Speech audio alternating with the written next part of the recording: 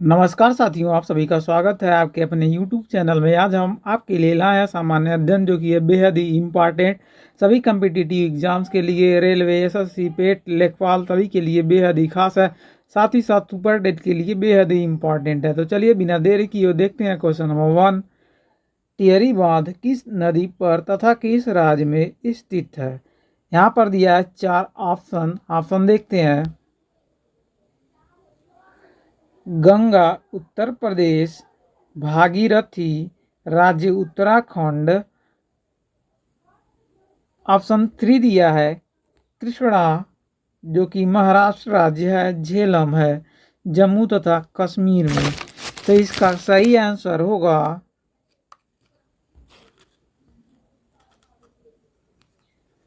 जो टिहरी डैम है, यह बना हुआ है भागीरथी नदी पर उत्तराखंड राज्य में, इसलिए आपका ऑप्शन बी सही होगा। चलिए अगला क्वेश्चन देखते हैं।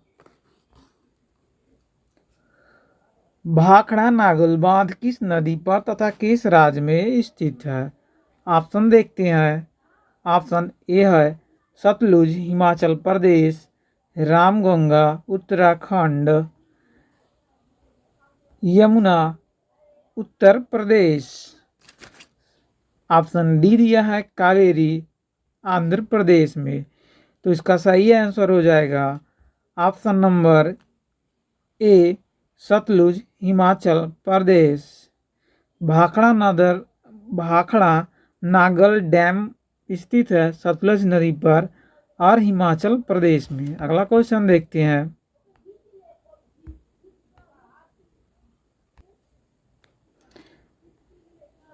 सरदार सरोवर बांध किस नदी तथा किस राज्य में स्थित है? सरदार सरोवर बांध किस नदी और किस राज्य में स्थित है?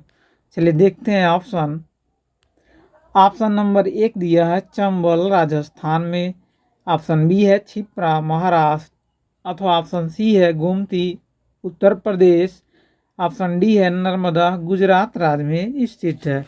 तो सही आंसर होगा इसका डी, नर्मदा गुजरात राज्य में स्थित है सरदार सरोवर डैम। चलिए अगला क्वेश्चन देखते हैं। हीराकुंड बांध किस नदी पर तथा किस राज्य में स्थित है? ऑप्शन दिया है 4। नंबर 1 है ऑप्शन महानदी उड़ीसा राज्य में है, ब्यास जम्मू तथा कश्मीर में है, गोदावरी नदी है महाराष्ट्र में, अथवा डी दिया है पेरियार केरल में। तो इसका सही आंसर होगा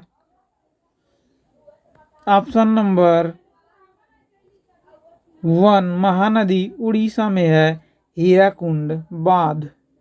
चलिए अगला क्वेश्चन देखते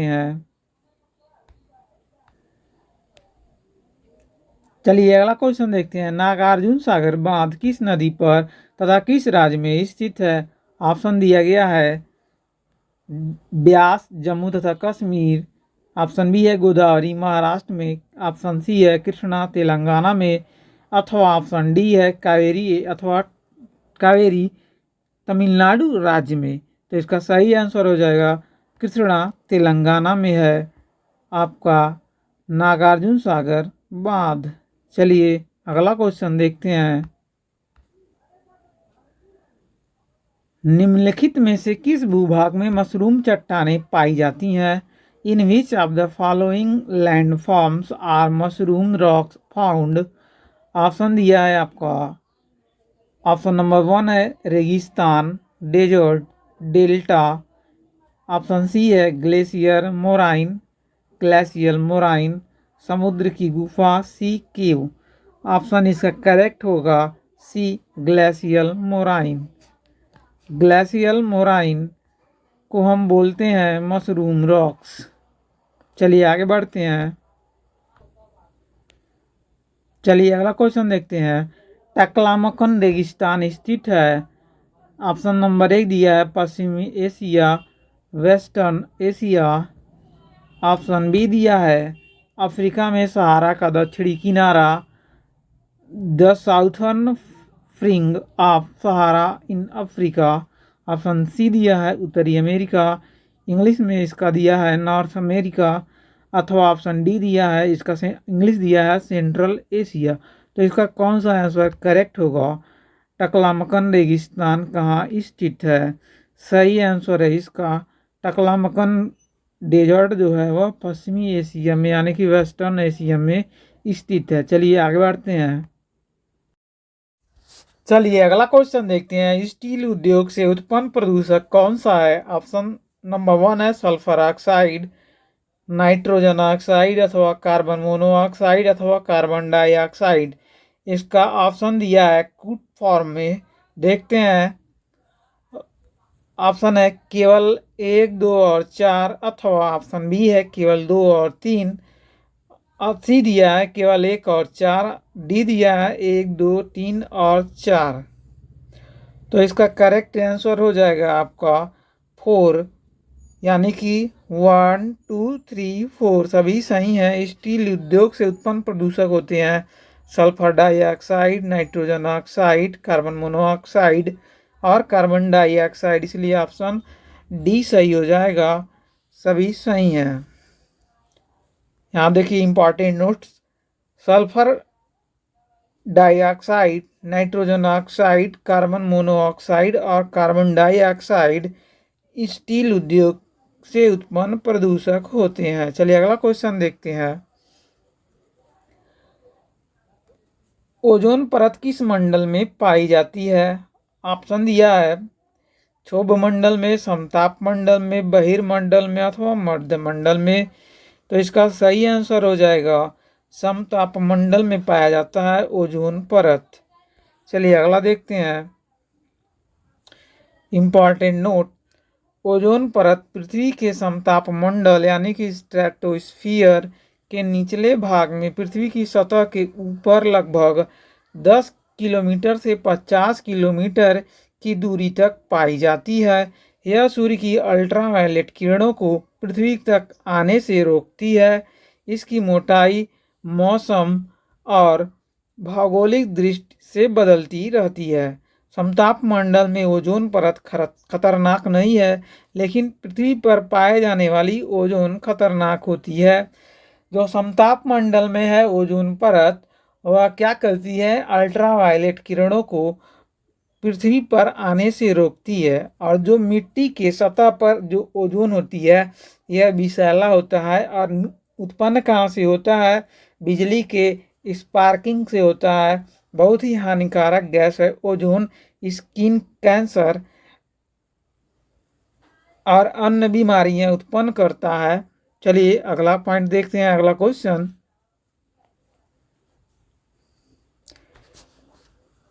बुक्सा टाइगर रिजर्व किस प्रदेश में है? ऑप्शन दिया है उड़ीसा, बी है पश्चिम बंगाल, सी है असम अथवा डी है option Kerala.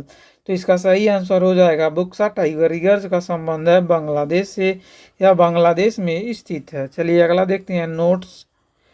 Buxa tiger reserve Buxa राष्ट्रीय उद्यान में है जो अलीद्वारपुर जिले में है। यह 760 वर्ग किलोमीटर में फैला हुआ है। इसका जो डायमीटर है 760 वर्ग मीटर तक यह इसका डिस्टेंस है। यह बाघ, हाथी, गौर आदि का घर है। यहाँ पर भारतीय बाघ, एशियाई हाथी, तेंदुआ, चीनी पेंगोलिन के लिए यह स्थान रिजर्व है बुक्सा टाइगर रिजर्व। चलिए अगला देखते हैं।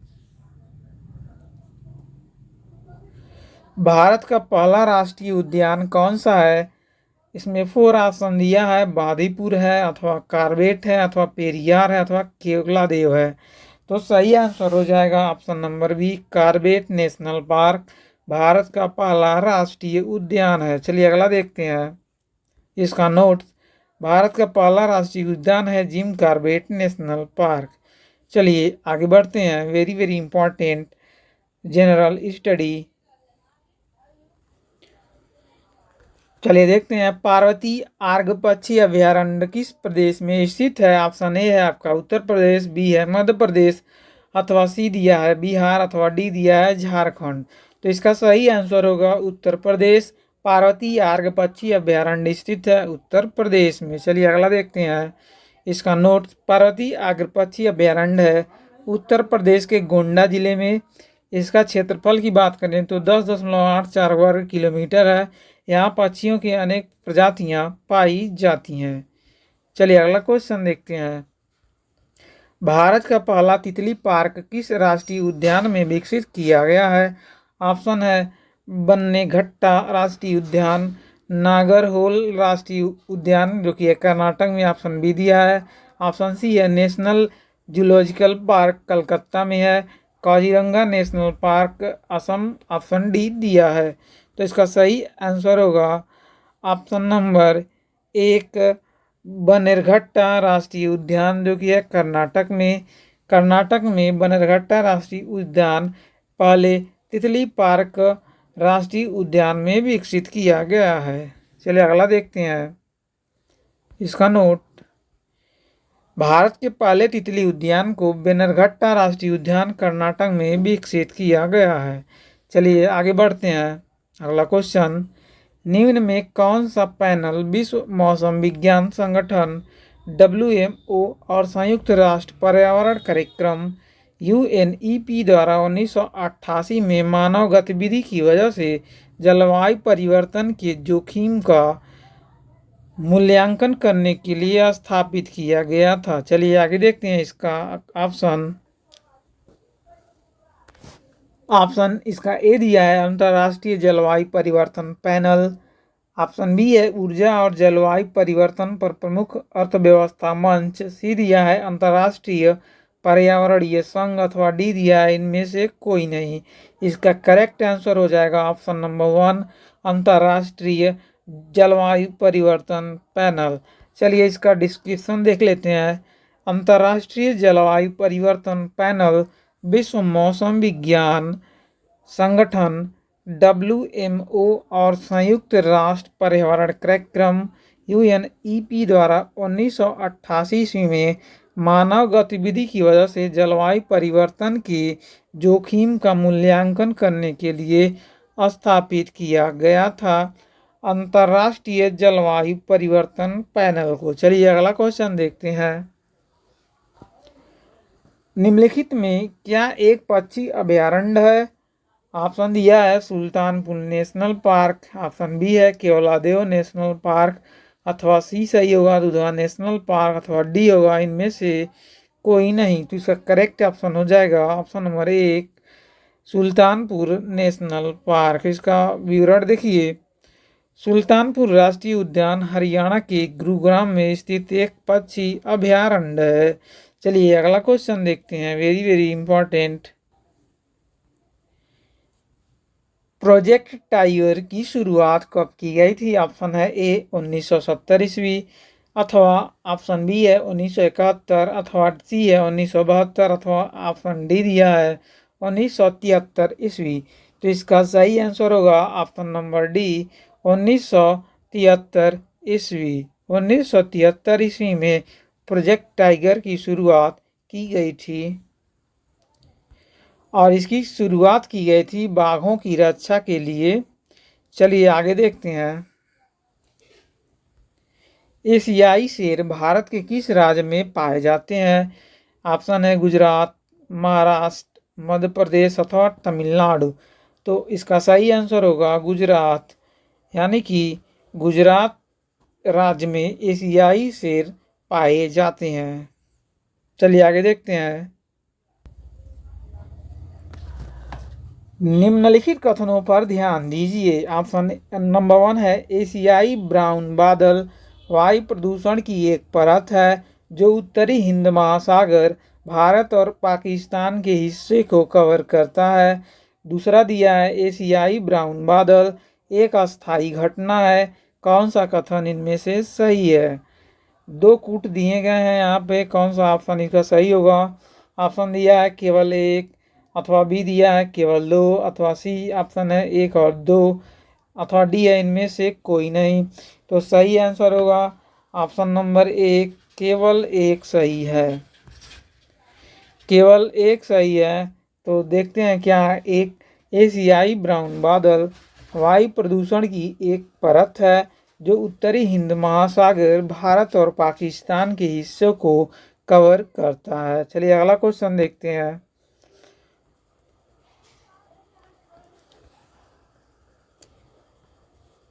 जल उपयोग दक्षता का सही परिभाषा क्या है? ऑप्शन दिया है। ए वर्षा जल के समुचित प्रबंधन द्वारा भूजल स्तर को बढ़ाना। बी ऑप्शन है अधिकतम फसल क्षेत्रों में सिंचाई सुविधाओं को बनाना। अथवा सी है वाष्पीकरण और अपवाह या उप सतह पर जल निकासी से पानी बचाना। डी देखते हैं पीने के प्रयोजनों के लिए पानी के निकास को स्वच्छ और प्रयोग करने के योग्य बनाना। इसका सही आंसर होगा वाष्पीकरण और अपवाह या उप सतह जल निकासी से पानी बचाना। जल उपयोग दक्षता का सही परिभाषा है वाष्पीकरण और अपवाह या उप सतह जल निकासी से पानी बचाना, इसलिए ऑप्शन नंबर सी इसका करेक्ट आंसर हो जाएगा। चलिए देखते हैं इसका नोट्स। वाष्पीकरण और अपवाह या उप सतह जल निकासी से पानी बचाना ही जल दक्षता कहलाता है। नेशनल जल मिशन एक उद्देश्य जल दक्षता में 20% वृद्धि करना भी है। चलिए अगला क्वेश्चन देखते हैं। सिविल रणनीति जो मैड्रिड एक्शन प्लान में अपनाई गई थी उनमें से कौन सा निम्नलिखित संबंधित है? ऑप्शन एक दिया है वन्यजीव रिजर्व। अथवा बी है ओजोन संरक्षण। ऑप्शन सी है वायु संरक्षण। अथवा डी है पर्यावरण संरक्षण। इसका सही आंसर होगा ऑप्शन नंबर एक वन्यजीव रिजर्व। वन्यजीव रिजर्व सिविल रणनीति जो मैड्रिड एक्शन प्लान में अपनाई गई थी उससे संबंधित है वन्यजीव रिजर्व से। चलिए अगला देखते हैं। होंडुरन एमराल्ड क्या है? ऑप्शन है 4। ऑप्शन ए है एक वृक्ष। अथवा बी है एक पक्षी। सी दिया है एक पशु। अथवा डी है एक समुद्री तट। तो सही आंसर होगा एक पक्षी है होंडुरन एमराल्ड, एक है पक्षी। चलिए इसका नोट देखते हैं। होंडुरन एमराल्ड एक पक्षी है। यह केवल होंडुरास में पाया जाता है। पक्षियों की यह जो प्रजाति है खतरे में स्थित है, यानी कि यह डेंजर जोन में चली गई है। चलिए अगला देखते हैं। चलिए देखते हैं क्वेश्चन अगला। निम्नलिखित पर विचार करें। जैविक विविधता पर कन्वेंशन, जलवायु परिवर्तन पर संयुक्त राष्ट्र फ्रेमवर्क कन्वेंशन और क्योटो प्रोटोकॉल। चलिए देखते हैं इनमें से संयुक्त राज्य अमेरिका की सरकार ने किसकी मंजूरी दी है? किसकी दी है? जैविक विविधता पर कन्वेंशन, जलवायु परिवर्तन पर संयुक्त राष्ट्र फ्रेमवर्क कन्वेंशन अथवा क्योटो प्रोटोकॉल। तो इसका सही आंसर देखिए कौन सा होगा। केवल बी होगा, केवल 2। ऑप्शन दिया है केवल एक अथवा केवल एक और 2, और डी दिया है 2 और 3। तो इसका सही आंसर होगा केवल 2, यानी कि जलवायु परिवर्तन पर संयुक्त राष्ट्र फ्रेमवर्क कन्वेंशन को मंजूरी दी गई है अमेरिका सरकार के द्वारा।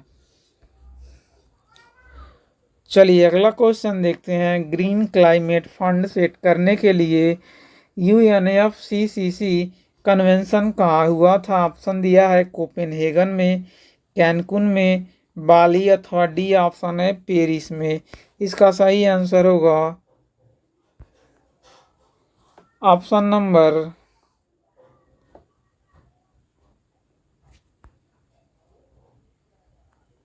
ए Copenhagen.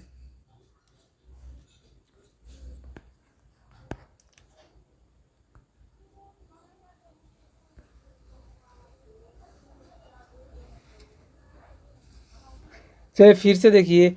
Green climate fund set करने के लिए यूएनएफसीसीसी कन्वेंशन कहाँ हुआ है? तो इसमें ऑप्शन इंडोनेशिया नहीं दिया है। करेक्ट आंसर होगा इसका ग्रीन क्लाइमेट फंड सेट करने के लिए यूएनएफसीसीसी कन्वेंशन बाली में हुआ। बाली जो है इंडोनेशिया में स्थित है, इसलिए ऑप्शन इसका हो जाएगा सी सही। चलिए आगे देखते हैं।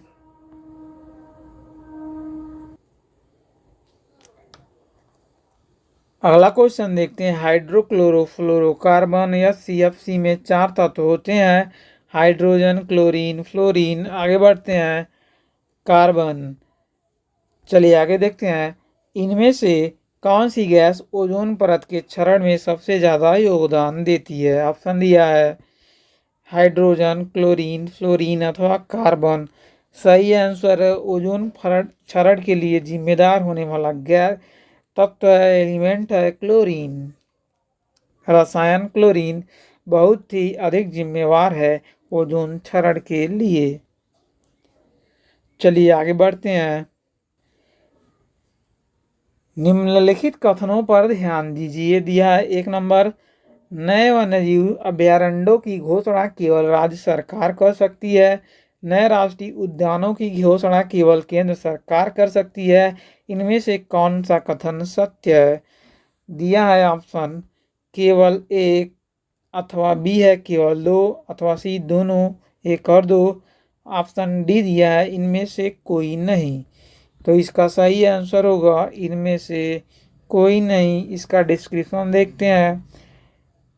नए वन्यजीव अभयारण्यों और नेशनल पार्कों की घोषणा केंद्र और राज्य दोनों सरकारें कर सकती हैं। चलिए अगला क्वेश्चन देखते हैं। जैट्रोफा कर्कश कहाँ पाए जाते हैं? ऑप्शन दिया है यूरोप, उत्तर अमेरिका, दक्षिण अफ्रीका अथवा मध्य अमेरिका। इसका सही आंसर होगा मध्य अमेरिका में पाया जाता है जैट्रोफा कर्कश। चलिए अगला क्वेश्चन देखते हैं। इसका नोट्स देखते हैं। जैट्रोफा कर्कश मध्य अमेरिका का एक प्रमुख पौधा है। यह एक बड़ा पादप है जो झाड़ियों के रूप में अर्ध शुष्क क्षेत्रों में उगता है। इस पादप से प्राप्त होने वाले बीजों में 25 से 30% तक तेल निकाला जा सकता है। यह तेल कार, पंखा आदि चलाने के काम आता है। जैट्रोफा कर्कश से 25 से 30% तेल निकाला जा सकता है और यह तेल उपयोग होता है कार, पंखा आदि चलाने में। चलिए अगला question.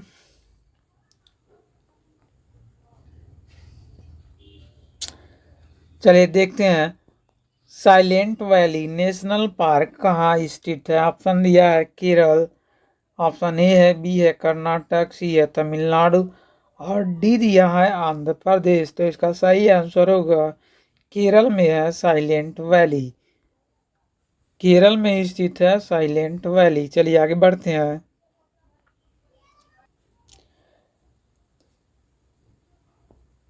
Silent valley national park है स्थित केरल में। यह केरल के पालक्कड़ जिले में है। यह नीलगिरी पहाड़ी में स्थित है। यह 236.7 वर्ग किलोमीटर में फैला हुआ है। चलिए आगे बढ़ते हैं। चलिए देखते हैं कौन सा संगठन लुप्त होती प्रजातियों के लिए रेड लिस्ट जारी करता है? ऑप्शन दिया है world wide fund for nature, B है international union for conservation of nature अथवा सी है यूनाइटेड नेशंस एनवायरनमेंट प्रोग्राम अथवा डी है वर्ल्ड कंजर्वेशन मॉनिटरिंग सेंटर। इसका सही आंसर होगा international union for conservation of nature. चलिए अगला क्वेश्चन देखते हैं। पंखुड़ियों के बिना फूलों में परागण किस साधन से होता है? हवा, मिट्टी, पानी अथवा प्रकाश से। सही आंसर होगा इसका हवा से होता है। हवा से होता है पंखुड़ियों के बिना फूलों में परागण। चलिए अगला देखते हैं। लिग्निन नामक पदार्थ जमा रहता है जाइलम ऊतक पर अथवा फ्लोएम पर अथवा सी वल्कुट यानी कॉर्टेक्स पर अथवा डी इनमें से कोई नहीं। तो सही ऑप्शन होगा ऑप्शन नंबर 1 जाइलम ऊतक पर। चलिए अगला देखते हैं। अगला क्वेश्चन।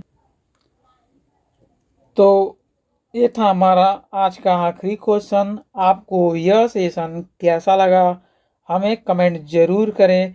साथ ही साथ वीडियो को अगर अच्छा लगे तो लाइक, ज़्यादा से ज़्यादा शेयर अपने फैमिली, मित्रों, फ्रेंड्स के साथ शेयर करिए। साथ ही साथ चैनल को सब्सक्राइब अवश्य करें। धन्यवाद।